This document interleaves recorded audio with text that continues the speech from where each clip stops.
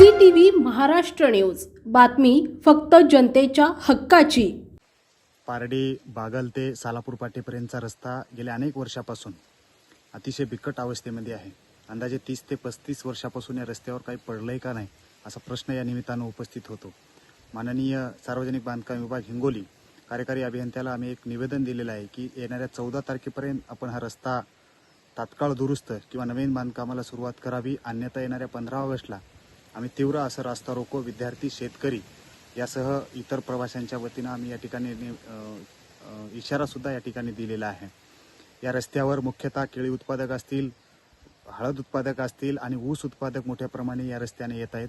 पूर्वेला आपण पाहतो आहे डोंगरकडा सहकारी साखर कारखाना आणि पश्चिमेला टोकाई सहकारी साखर कारखाना कुरुंदा या रस्त्यावर आहे। त्यामुळं संबंधितांना विनंती आहे की तात्काळ हे रस्ता किती महत्त्वाचा आहे याची दखल घेऊन प्रवाशांना हा रस्ता चांगल्या पद्धतीने सुरळीत असा करून द्यावा ही विनंती आहे। अन्यथा येणाऱ्या 14 तारखेला रस्ता नाही झाला तर 15 ऑगस्टला म्हणजे स्वातंत्र्यदिनी आम्ही या रस्त्यावरच शासनाच्या प्रशासनाच्या विरोधामध्ये आम्ही तीव्र असं रास्ता रोकोचं निवेदन या ठिकाणी दिलेलं आहे। धन्यवाद।